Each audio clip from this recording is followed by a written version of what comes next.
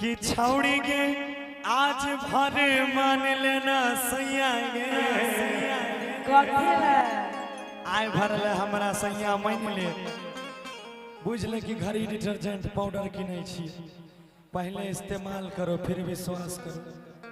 ठीक लगे तो रखना नहीं तो दूसरा का माल चखना। तो लगे छे राधा कृष्ण छाप दत मंजन छै कि लेकिन वो बहुत बिकै छै सुन कि छौड़ी के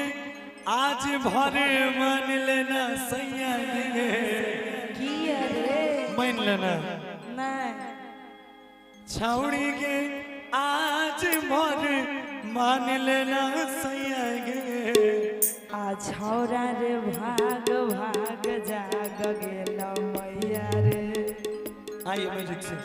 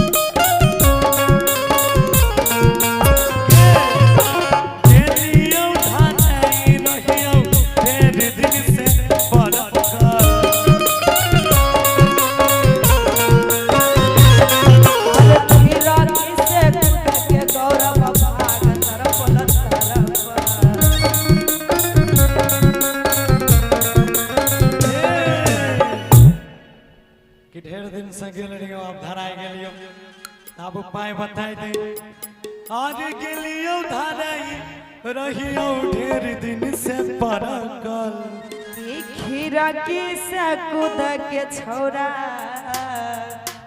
आरे भागे तरपल तरप कि छोड़ी के लागो अब कुटत तुहारा भैया गे पकड़ई भी तो कुटबे करतो की कोई बात नहीं लेकिन अब आए हैं तो बिना ले नहीं जाएंगे कि छौड़ी के अरे लागो आई कुटत तुहारा भैया गे बोलना कि छौरा रे भाग भाग जाग गेल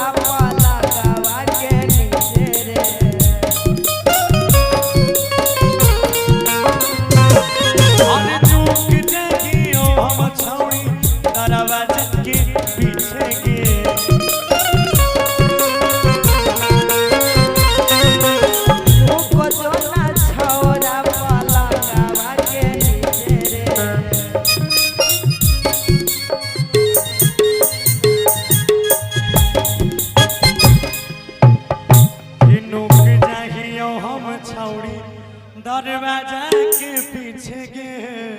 ओइ जानू के भी तो पकड़ ले तो कहाँ नुके जाने छी न कुंदन भैया हमर केहन गोसेदार छी। अच्छा पकड़ तो मुंह कान फोड़ दे तो काल चिन्हनो नहीं भी गौरव ठाकुर छै के छै जी यहाँ के मामा टकला तनु में जी कोला बोल कि ढुक जो ना छौरा पलंगवा के नीचे रे सुन कि गौरव अरे बदल के कुटतो तोहरा भैया गे